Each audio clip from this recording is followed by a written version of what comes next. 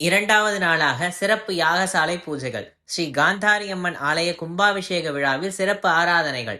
நெல்லை மாவட்டம் கல்லுக்கு இடைக்குறிச்சியில் உள்ள அருள்மிகு ஸ்ரீ செல்வ விநாயகர் அருள் தரும் ஸ்ரீ காந்தாரி அம்மன் ஆலயத்தில் ஜீரணோதரண அஷ்டபந்தன மகா கும்பாபிஷேக விழா நடைபெற்று வருகின்றது.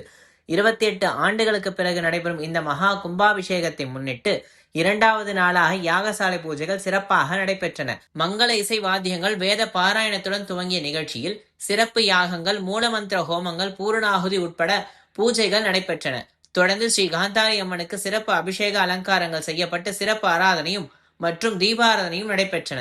யாகசாலையில் நடைபெற்ற சிறப்பு பூஜைகளில் பக்தர்கள் கலந்து கொண்டு வழிபட்டனர். முன்னதாக தாமிரபரணி ஆற்றில் இருந்து 500க்கும் மேற்பட்ட பக்தர்கள் குடங்களில் புனித நீர் எடுத்து வந்து மஞ்சள் கலந்து தாமிரபரணி நீரால் அம்மனுக்கு சிறப்பு அபிஷேகம் நடைபெற்றது. விழாவின் நிறைவு நிகழ்வாக நாளை காலை 9 மணிக்கு ஸ்ரீ காந்தாரி அம்மன் ஆலய மகா கும்பாபிஷேகம் நடைபெற உள்ளது. இதற்கான ஏற்பாடுகளை சிறப்பாக செய்யப்பட்டுள்ள நிலையில் ஏராளமான பக்தர்கள் கலந்து கொள்வார்கள் என்று எதிர்பார்க்கப்படுகின்றது.